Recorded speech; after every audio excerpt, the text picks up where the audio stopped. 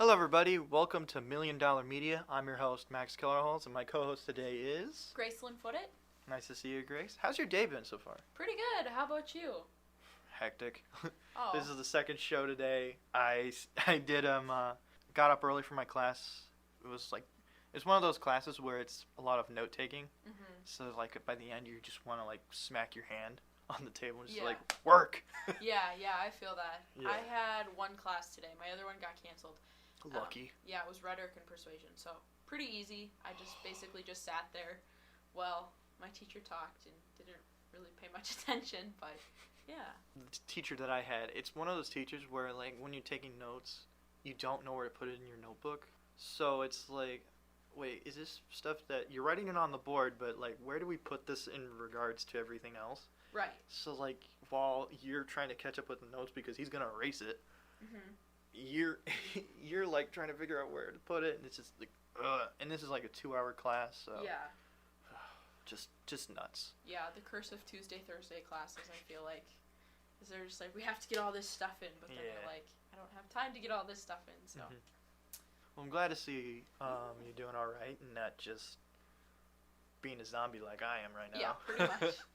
So off the top, recently they just revealed a photo of the new Willy Wonka project for Warner Brothers, just titled Wonka, They did. of Timothée Chalamet as the titular character Wonka. Mhm. Personally, it looks like Willy Wonka, but the Willy Wonka that I liked growing up as a kid, what was his name? Was it the Gene Wilder one? Thank you, Yeah. Gene Wilder. Yeah, that was my favorite Wonka. Mm-hmm.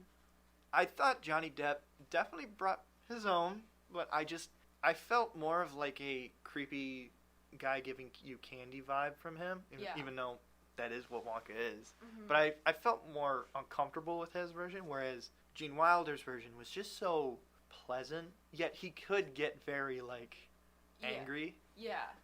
But yeah, that's my favorite version. I'm glad that they're going with more of that version for this one, Yeah. at least with the clothing. Yeah, definitely. So yeah, well, I want to get your thoughts on this because you have this weird thing with Timothée Chalamet. Yeah. Tell me about it. Yeah, I don't know. I think Timothée Chalamet is like, I don't know. I think I started out, I saw him once in like a meme or something, and I was like, who is this? And then my friend was really, really into Little Women, and then I was like, okay, interesting. So then I just kind of went back and like, I recently watched Interstellar, and I was like, it's little Timothée Chalamet, and I don't know. But he's in Interstellar. Yeah, he's Matthew McConaughey's kid. Wait, that's him? Yeah, that's him. Yeah. Oh my god. No, it's just kind of funny because it's like he just keeps like popping up places, and it's just interesting because he's kind of like that vibe where he like pushes the line between like, especially for award shows, he pushes the line between like femme and androgynous as well as still like being kind of masculine. Oh, okay. I don't know, and I'm a really big award show season fan, so I really like watching all of the different outfits and stuff like that. And he kind of came onto my radar that way. And then I actually like started watching him in a couple movies, and I was like, oh, he's kind of good. Like, he knows what he's doing. Mm-hmm. So I did some research, and I found out that he had like went to NYU, and he like has all this experience in film, which I thought was kind of cool. Mm-hmm. But as for him as the new Wonka, that's very interesting. I'm not sure if you've seen the TikToks with that one guy that they dubbed like Sexy Willy Wonka. Is that the guy who does more of the Johnny Depp Wonka? Like the Duke guy? Yeah. Okay, yeah. So I know that's one thing too that's been like super, super debated about Timmy as Willy Wonka. I am worried about the Rule 34 Wonka stuff that's going to come out because of Timothée Chalamet, because again, I never got the hype behind him. I think he's a good actor. Mm-hmm. I just do not see why people are like head over heels. Like I kind of got that with like the whole Adam Driver. Yeah. Like there's just something more about. I was like, yeah, handsome guy. Like he's like I can see why everybody's like, oh, Adam Driver. Like when it came to Timothée Chalamet, I was like, him? Like okay, I mean I can. Yeah. He's a good actor. Not that. I don't know. But also the first thing that I saw him in was Call Me by Your Name.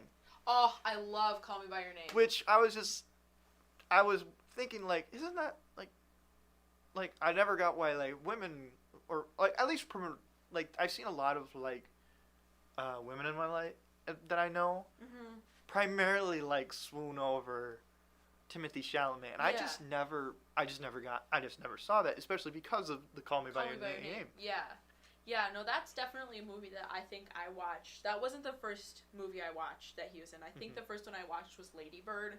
And Kyle was, like, the character he played was, like, this very cool guy. And then Call Me By Your Name, I think the reason that people loved it so much was because it was, like, this amazing love story that people, like, absolutely fell head over heels for both characters. Like, I have friends who, like, Harry Styles, and they like those kind of edgy, punky e-boys who are still, like, masculine enough that they're masculine, but also feminine enough that, like, you can understand, like, you know that, like, I guess you would think that they understand what's going on, and they'd be, like, sensitive and sweet.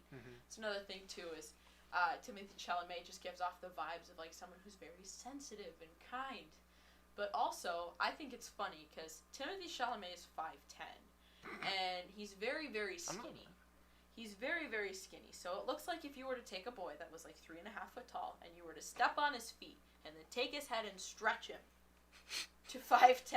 No wonder why he's playing Willy Wonka. Would be exactly the same. Like, it literally looks like if you were to take him and hold down on his feet and stretch him. And I don't know, girls just love the fact that guys are, like, skinny and tall, and I don't get it. Like, girls like string bean boys who are sensitive and care about feelings. Are you sure this is just, like, girls in general, or is this just a you thing? No, this is definitely girls in general. Because I know multiple girls that are like, I really like Harry Styles. Oh my gosh, little Huddy, he's so cute. Like, it's like a thing. Like, it's like a niche. Like how certain people only like redheads. There's, like, certain people who like the skinny corpse bride looking boys. So, I don't know how else to describe it, but it's like, I think that's why girls like him so much, is because, like, he's sensitive, and they see him in Call Me By Your Name, and they're like, he's such a good boyfriend, even though he's just playing this fictional character of Elio, like, and Elio, the character, is just, like, this, like, hopeless romantic at heart. I think people just assume that translates over to Timothée Chalamet. Like, I don't know. I feel like that happens a lot of times where people are, like, they forget that, like, celebrities are, like, their own person outside of the roles they play, or by, like, the music they sing, so. I'm just laughing, because, like, this is almost like a how-to to get. How to have a girl step on your foot when you're 3 feet tall. Grab your head, stretch you out to anywhere from 5'10" to 6'2". There you go. Suddenly, it also just turned into, like, a relationship podcast. We're just like, guys. Oh. Good Lord. Yeah, I don't know. Like, when did that come out? Like 2017? 2017, yeah. Yeah, here's the thing. I haven't seen it. I've seen enough of it to kind of like, he's a really good actor. I don't know why I haven't seen it. I just haven't found time. And I've been, like, trying to watch other things and everything like that. I do want to watch it. And now, like, with all this hype behind it, I think I will, just to see what's going on.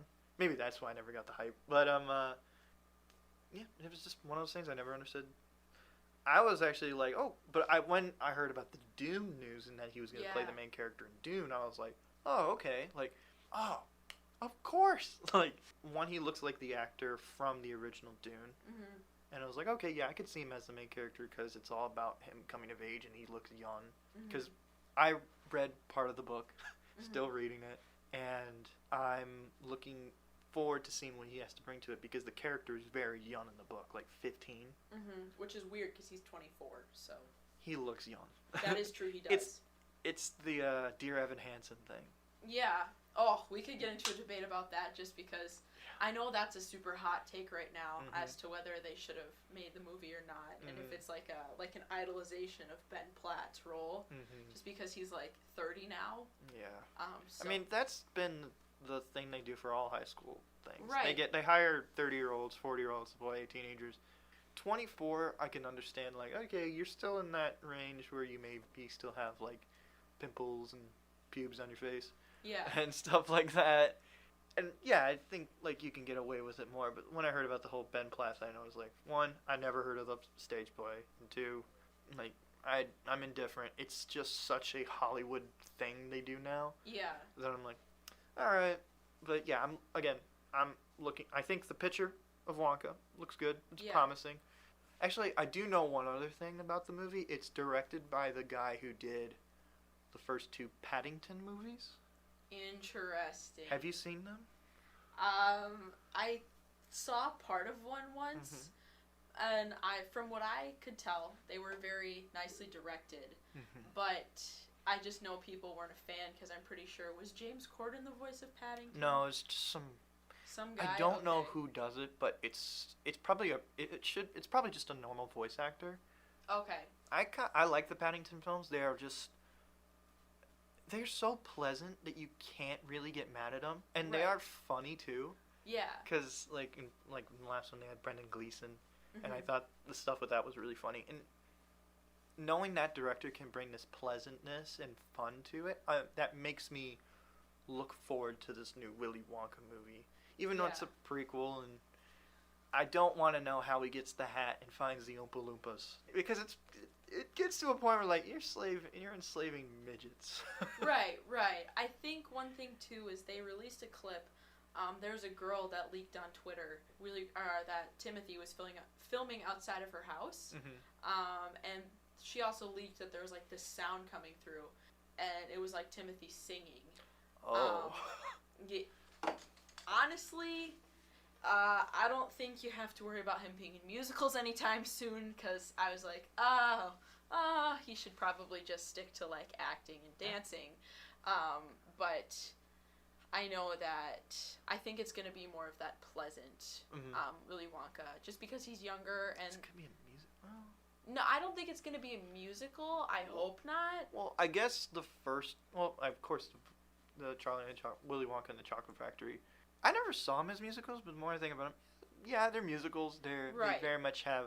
I mean, my favorite song of all time is "Pure Imagination" by Gene Wilder. Yeah. And like, even though Gene Wilder's not the best singer, there's just something so like calming about that song, and like I'm looking forward. Well, I don't know now that you're saying that he's not gonna be on. I think he'll do okay. I think it'll be fine.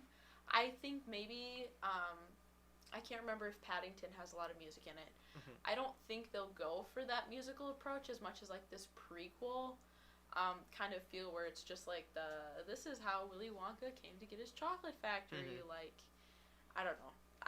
I don't expect it to be bad, just because Timothée Chalamet, like anything he signs onto right now is not going to be bad, just because he has such a big fan base. Like, ratings wise, like the amount of money that it'll bring in won't be bad. But I mean, it isn't like the starting stages. It's supposed to come out in 2023, so there is a little bit of time left to kind of figure it out. So we'll see. Yeah. But I will say, I always get worried when people say like, oh yeah, he won't get anything bad, because that's when you're like, you get so much smelling of your own farts, as they say. Yeah. This big ego, and like, oh, I could do anything to make it work, and then you get that project where like, why did he do that? Right. And that's why it could be this. I'm choose to be optimistic about this. Right. But yeah. Yeah, I think it could be interesting, and just because of like his style of acting, I think that if anything, it will be like a nice coming of age kind of thing. That's what he does best. That's what he's most known for. So I think that if anything, it will be like this nice coming of age film as to how Willy Wonka came to be. How a boy gets his own chocolate factory. I suppose. Yeah. I never really thought of it, but you could do the idea of like at the end of the first one is just like, have you ever happened to the boy who got everything that he wanted? Like he lived happily ever after and stuff like that. And like, I wonder if it's kind of like that story where it's just Willy Wonka and the Chocolate Factory, where instead of Charlie, it's Willy. Yeah, that would be really cool. I think that would be neat. They've only released like one other person in the cast, and I've never heard of him. I forgot what his name was, but I've never heard of him. Okay. I guess he's like, I thought they said he was like popular in British media. If you'd say the name, I would probably know. Let me look really quick. Tom Davis? Never mind. Don't know who that is. Right, I don't know who that is either. He's working in Bath, in London, but I have no idea who Tom Davis is. Tom Davis, okay. I don't. there's probably so many Tom Davis fans out there who are just like, you asshole, you don't know who that is? I'm like, no, we're not Brits. No, I don't know who Tom Davis is, but I definitely think one thing, too, is that, like, from the pictures that I've seen, especially what he shared on his social media, like, the look that he has, like, you can see in the picture, the look that he has is very curious. It reminds me a lot of Gene Wilder's kind of, like, little smirk that he has. Yeah, yeah. But I think it'll definitely be interesting. I'm kind of excited to see The French Dispatch, just because that's a Wes Anderson film. Wes Anderson does things differently than a lot of the other directors that he's worked with. So I think that'll be interesting to see if Timothy can do something outside of just the coming-of-age type teenager story. I'm looking forward to that, too. I haven't seen a lot of Wes Anderson stuff just because, I don't know, it's just never really, like, been a thing, like, I need to go watch that. Right. I know, like, for one of the classes I'm taking, we're about to watch, The Grand Budapest Hotel? Yeah, The Grand Budapest Hotel. Looking forward to that. I heard that's just great. Yeah, I really like that movie. Okay. I'm just looking forward to watching it and seeing, like, because I know Wes is all about these symmetrical, math-based shots where they all look like a painting of some sort. Yeah. And it's like, I like that stuff. And it makes for great GIFs or GIFs, whatever you say, on Instagram of, like, the sushi scene from Isle of Dogs. Yeah. Or I will say I love Fantastic Mr. Fox. Yes. Fantastic Mr. Fox is so fun. And all of his films are just, like, fun. Like, I just really like how, like, the atmosphere is how it's like, this is a film, but, like, also it's a good time, but, like, we're addressing these serious topics, but it's still fun. I don't know. I thought Fantastic Mr. Fox was really cool. And Grand Budapest Hotel, I remember seeing it, because I remember it was nominated for an Oscar, and it was, like, the year that I really started paying attention to award season. And it was just interesting. It was, like, unlike anything, just because it was, like, so bright, but, like, they were talking about these harsh topics, but it was just, like, overshadowed by this bright pink hotel and all these bright colors, and it was just, it was really interesting. Yeah, my dad watched it, and he really liked it, but my dad's one of those people where he'll watch a movie and never tell you why it's good. Just that he liked it? He'll just tell you jokes from the movie and expect you to understand what he's talking about. Right. So he's just like, Lobby Boy. And I'm just like, okay. Yeah. So yeah, that was our topic of the Wonka thing, and just on Timothée Chalamet altogether. What I really wanted to talk about, we're doing a classic movie review today, and we're going to be talking about Quentin Tarantino's Pulp Fiction. The movie is about, for those very few of you who don't know what this movie is about, it's a series of events mostly revolving around a gang, or at least like a organized crime of Marcellus Wallace, and we follow two hitmen played by Samuel L. Jackson in his career-defining role as Jules. Yep. And John Travolta as the best role probably in his career. Facts. I mean, no, there's probably some Grease fans out there, but I've never watched Grease. Yeah. It's like the Saturday Night Fever kind of John Travolta. Yeah. Where it's like this exciting, fun John Travolta. Yeah. I don't know. I like the 90s John Travolta where he's just started playing villains, and I loved it. That's one story with the two hitmen. Then we also follow Bruce Willis as a boxer who throws a fight. Or, no, he doesn't throw a fight. He wins and kills. He wins the fight. He wins the fight, and it was thrown against him, yeah. Which might be my favorite story in the movie, just how it goes. We'll talk more about that in a minute. But I think, we also follow John Travolta taking his boss's wife on a date, and the tension in that scene is just great. And then we also follow two robbers who are about to rob a diner. Yes, yep. Yeah. It is a movie with so many interwoven stories, all told out of order, and it is so much fun. That's at least in my opinion. No, I really like this movie. It wasn't the first Tarantino film I'd seen. I watched Django Unchained shortly before. And that one, mad respect for Leo DiCaprio and everything he does. Just the fact that he's, like, so into his acting. So I knew that Pulp Fiction was going to be good just because it was super popular. I've heard a ton of things about it. but it was definitely unlike any movie I've actually ever seen, just because the stories were interweaving, but they didn't make sense. Like, after I finished it and the credits started to roll, I actually had to stop and go back and watch it again, because I was like, wait a second, I definitely missed something the first time. Yeah. That was, I've never done a thing where I watched the movie over again, but I did kind of like, well, I let the credits play. I watched it on Netflix. I let the credits play, and I was just like, okay, so that, I did the putting the puzzle pieces together. So I like had all like the story points, and I was like, okay, so if this was here, then this would need to be here, but that character's still alive here. So it was really fun. So trying to figure out where everything goes, and yeah, and the acting, the dialogue, the directing is just all so incredible. Quentin, love him or hate him, like I love his movies. I'm very mixed on like some of the things that he has said. Like, I know he loves film and I know he loves filmmakers, but when he starts still praising a director known for doing some really bad things to kids, like, you need to like understand, like, look, I know you love film, but like, you need to like take a step back. Yeah. But besides the point, I think he's a really funny guy. That's just one thing I don't particularly care for, but I love the hell out of him, respect the hell out of him, and I love this movie. I guess for these classic reviews, we'll just go into spoilers, and so I just want to know, what was your favorite storyline in the movie? Oh my gosh. I think I really liked Bruce Willis's boxing storyline as well. Just the fact as to like all the other characters that were brought in. It was very interesting. I also just really liked the relationship between Uma Thurman and John Travolta just playing that movie. Just because like I had heard of Uma Thurman before, and I remember she's so good. Yeah, I remember that she also had worked with Tarantino before in the Kill Bill films. Or after, I guess.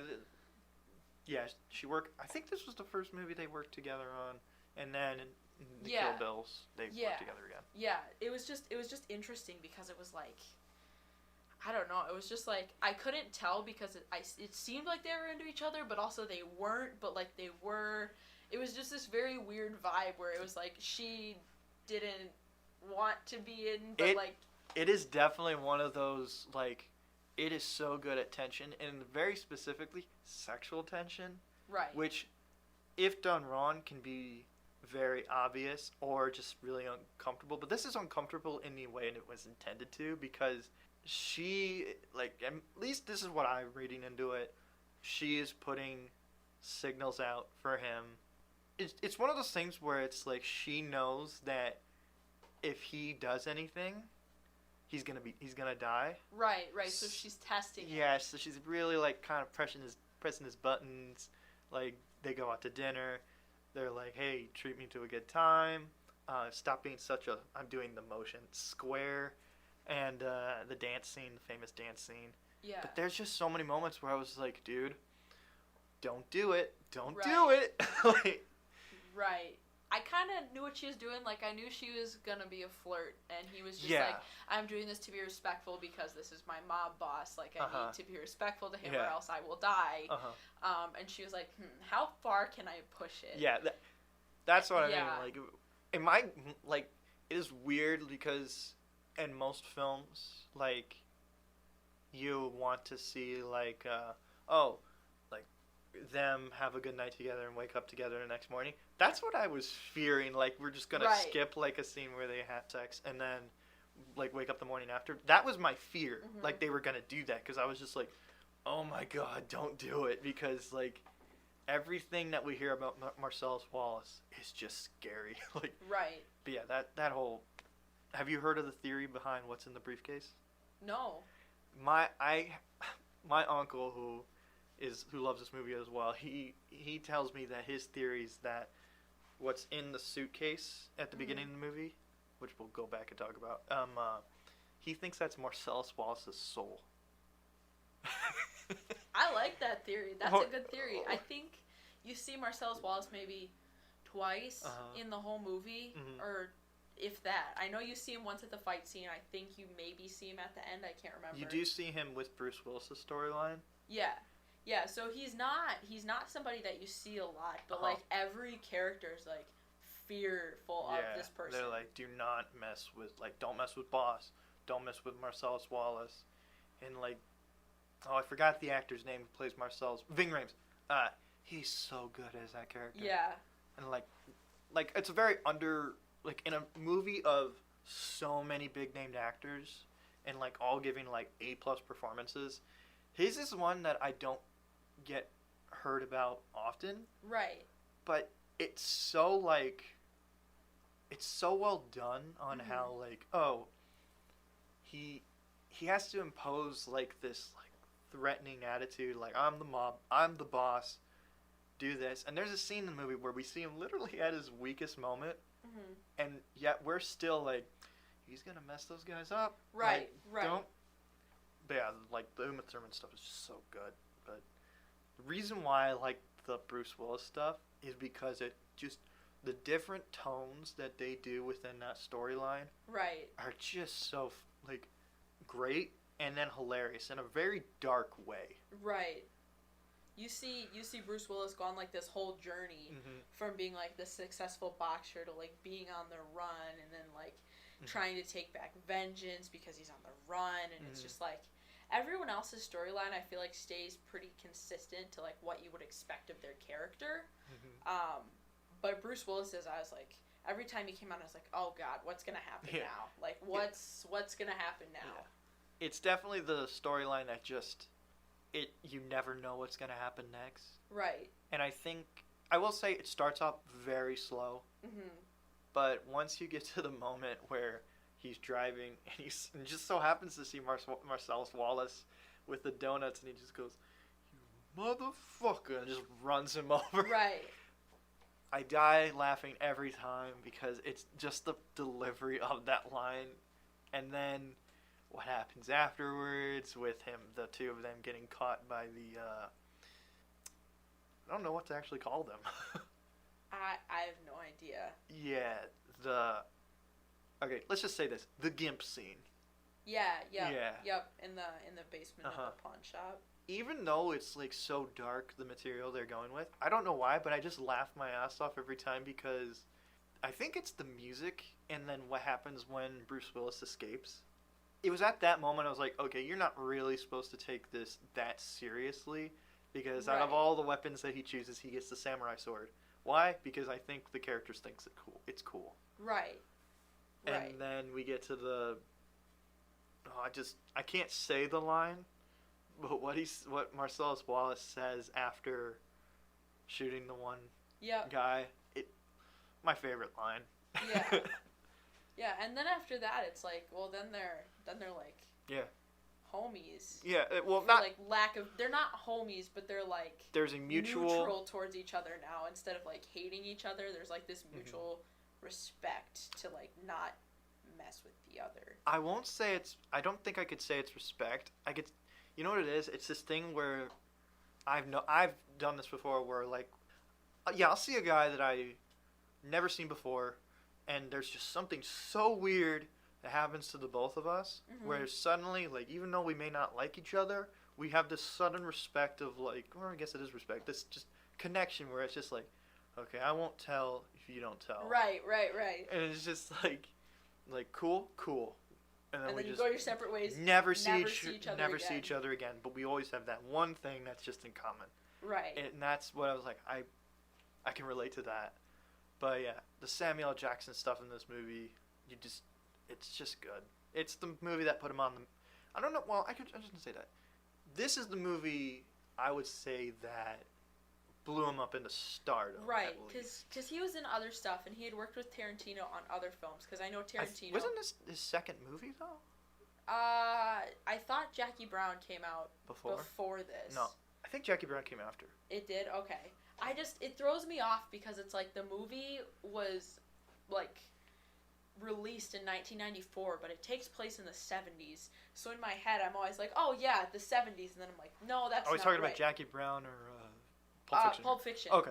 Because in my head, I'm always like, yeah, this movie, because I think it's 1975, right, is the year? I believe. Yeah, it's in the 70s. Mm-hmm. So it's always like, in my head, I'm always like, yeah, this movie came out in the 70s. That makes sense. But it's not, obviously. It's technically like a period piece, if you want to call it that. Yeah. So I will say, watching the movie, it's timeless because it really, right. like, besides, like, the hair and the music in the movie, they really don't do anything all that 70s. Right. Where it's just like, if I didn't live in that time period, I have no idea what's going on. There's not much references to that. Like, a lot of the references, like the Royale with cheese, like, still applies today because, you know, McDonald's and everything like that. And there's just nothing in this movie that, like, holds it back from rewatching it over and over. Exactly. Like, it definitely didn't occur to me until I watched it, I think, like, part of the way through the second time, that it took place in the 70s. Because my dad came in and he's like, oh yeah, this movie's styled after the 70s. Like, I can tell because of that haircut or this music. Like, I remember when this music came out on the radio. So I guess it's not a movie, like, there's not any technology or anything like that where it, like, specifically sets it to the 70s. I guess it's just kind of like,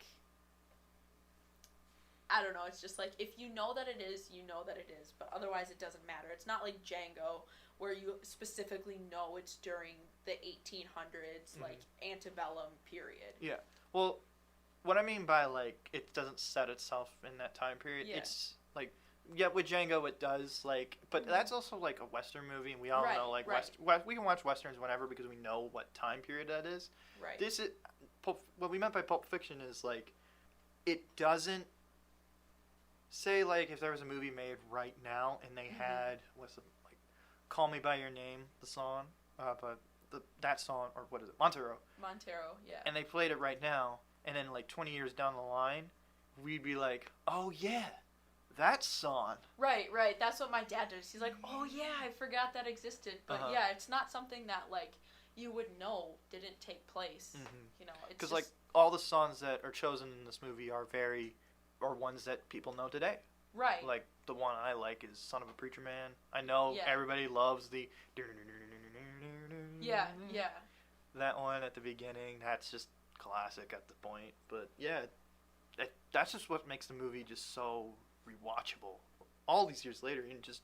Even to people now, like I have so many friends that... I should say I'm lonely. I have friends that... have watched Pulp Fiction, and they love Quentin movies and everything like that, and it's always the one that we talk about. That is just like, it's so good. I feel like it's definitely better than all his other movies. I know it's the most popular of all his movies. Yeah. But I definitely feel like it's better. Like, I just comparing, like, so what happened was when I watched Pulp Fiction, after that I went through, like, this whole binge of, like, watching all of Tarantino's movies, or I guess his big 8 or 9, or I think it's 8. He's stopping at 9. No, he's stopping at 10. His last movie was his 9th. Okay. And I will say that I think this is a great movie. This is not my favorite of his. I agree. It's not my favorite, but I think comparing Pulp Fiction and Once Upon a Time in Hollywood, like, oh yeah, it's very different. Okay. Like, it's great. It's great because obviously he continues to use, like, big names in the industry. Like, Once Upon a Time in Hollywood had Margot Robbie and Brad Pitt, and I think Leo was in that one as well. Oh yeah. So, like, I will say Once Upon a Time in Hollywood, it's very much in the same style as Pulp Fiction, where it's a bunch of stories. Right. Once Upon a Time in Hollywood is a little more linear because it doesn't jump in time. Because it has to follow that to get to the whole Manson family, where they started from and where it ended up and what happened in between. But, like, each story, like, we have multiple threads of story. We got, in that movie, we have Sharon Tate's story. And then in the other, we have Rick Dalton's story, and then we have what's Brad Pitt's character's name? Brad Pitt's character's Brad story. Pitt. Yeah. Yeah, no, I'm super bad with names, but it was just like, it was interesting because it reminded me a lot of Pulp Fiction, just with the separate stories. My only thing is I guess because I'm a fan of true crime, so obviously I know how the whole Manson Sharon Tate incident ended, so I just didn't like the amount of creative liberty they used at that. We should have an episode talking about that. Yeah, because this is a review for Pulp Fiction, so I want to keep it to Pulp Fiction. But I will say, that the ending was so not expected. I love the ending, but if you don't I want to have a conversation about that in the future. But back to let's try to keep it on Pulp Fiction. Yeah. So again, is there anything about the movie that you do not like? Honestly, I don't think so. I think it's just a really fun movie. I don't know how else to describe it. It's just fun. Obviously, some of the terms they use aren't the most politically correct and stuff like that. That's Quentin. But that's Quentin Tarantino. That's what you have to expect within a movie that features such adult topics like that. Yeah, I do want to talk about us just saying, well, that's Quentin. Should we allow directors and stuff to get away with that? I think it's fine. I guess it comes down to what's the intent behind it? Right. Because go on. No, you can go ahead. Okay. I don't think that Quentin was trying to put down anybody for their race, sexual orientation, or anything like that. I don't think that was his intention. I think he was just trying to come up with dialogue that it almost comes off like a play. Yeah. Where it's very dialogue heavy and every bit of dialogue tells its own little story and it's all cleverly worded and everything like that. But it also kind of these aren't good people. Right. So you're not meant to be I'm hurt by this gangster saying something really offensive. Then again, I'm not in the say because a lot of the terms don't apply to me. Right. So if I were to have, I would like to talk to someone about this who maybe has a more has a harsh stance against it. Right. But for right now, it doesn't bother me. But maybe if to someone else, it would bother them. Right. But I don't know. It's just one of those things where I understand that the intent is not to hurt. Maybe in other films of his, you can maybe look into it more. Especially Django. Even though I think my favorite film is Django, I've heard a lot of people say that's not their favorite film because it is so... It's so, just, intense. Yeah.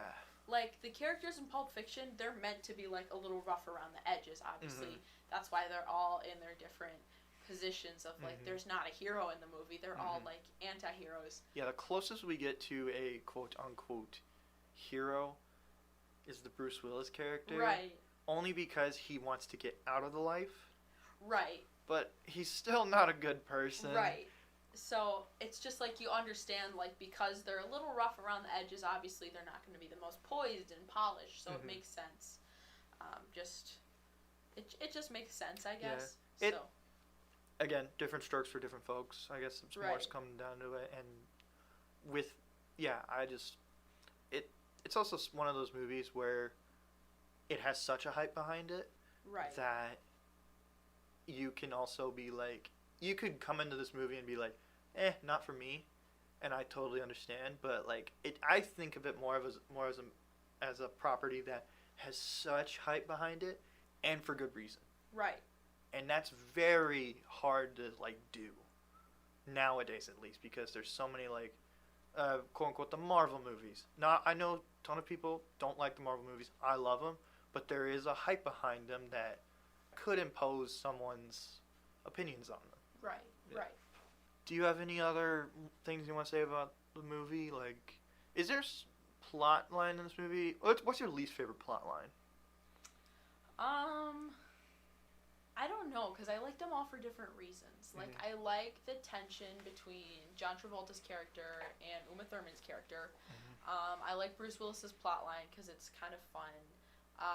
The plotline between John Travolta and Samuel L. Jackson is obviously really fun to watch. They work really well together. So I guess by default, my least favorite would be Marcellus's plotline. I would. Yeah, okay, go on. Sorry, I was just gonna say my least favorite would have to be the diner, the couple in the diner. I forgot about them. Yeah, it's definitely just them. because you can forget about them, honestly. Like, you see them, they're good. They're good, but it's not like it's not my favorite. I guess I would say that one's my least favorite. Just because, like, that's the one that, like, when I describe the movie to people, I always forget about that. And they're like, but what about these people in the diner? I'm like, oh, yeah, they're not important. Even though I think the movie opens with them. Yeah, it opens with them, but, like, I always forget. I'm like, oh, yeah, they're not important. Skip ahead. Yeah, it opens with them, and I think it closes with them. But I only think that I like it. I still like it only because the Jules and Travolta storyline is very... it ties into it at one point. Yeah. Ties into it, and I think that's why I like it. Yeah. Because it's interesting to see how this unrelated incident in the movie suddenly becomes related to the plot as a whole. And yeah, I gotta love that. Is there a moment in the movie that it makes you die of laughter every time? I don't know if it's like every time I think it's funny, just because, like, you know, after you hear the lines enough, you're like, oh, this is whatever. Yeah. But I just really, really loved the dynamic between John Travolta and Uma Thurman when they were on their date, just because it was, like, so uncomfortable.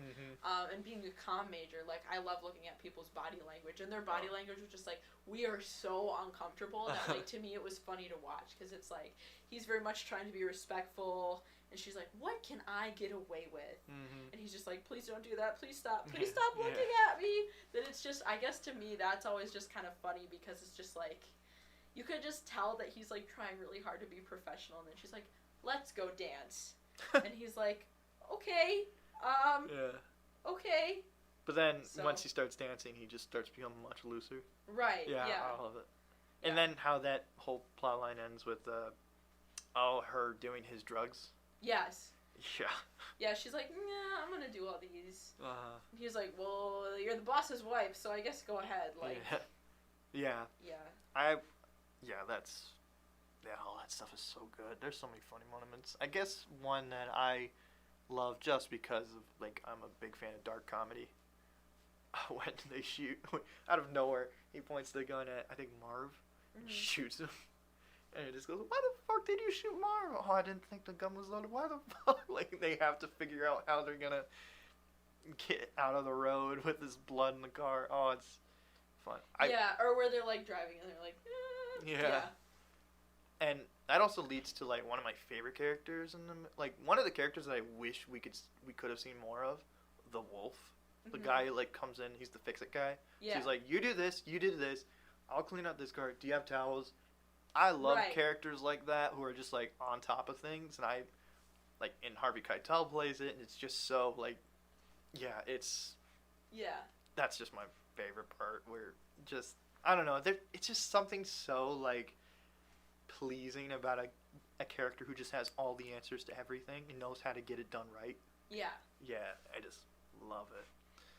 So, yeah, another thing, just for the hell of it, if you were to give this movie a rating, what would you give it?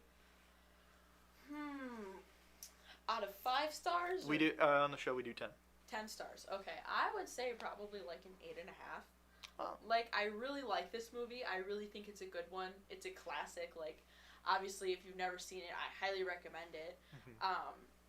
I wouldn't say it's my favorite. I tend to lean towards just because growing up, my dad watched a lot of, like, war movies and Western movies. So, like, I like the more violent mafia type movies just because, like, the history behind them too really interests me.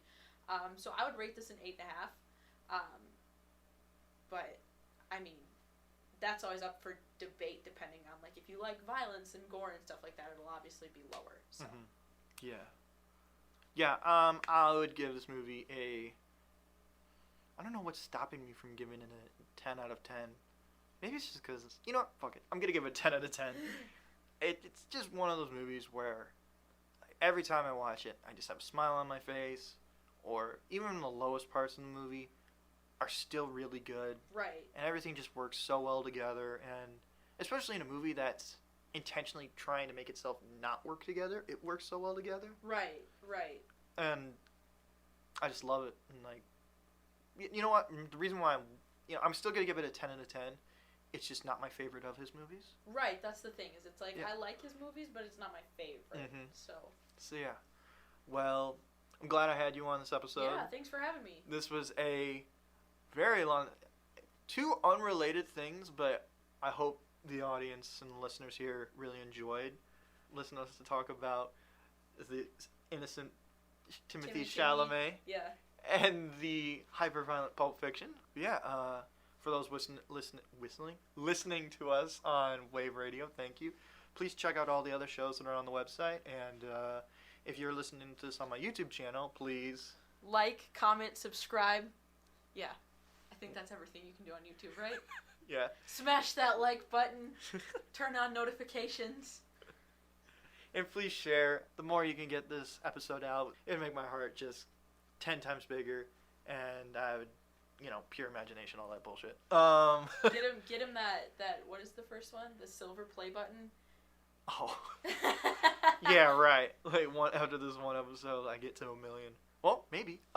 Give him one of those play buttons. Yeah. Send him on over. Get him in the yearbook. Oh my god, that'd be awesome. But yeah, thank you for listening, and goodbye.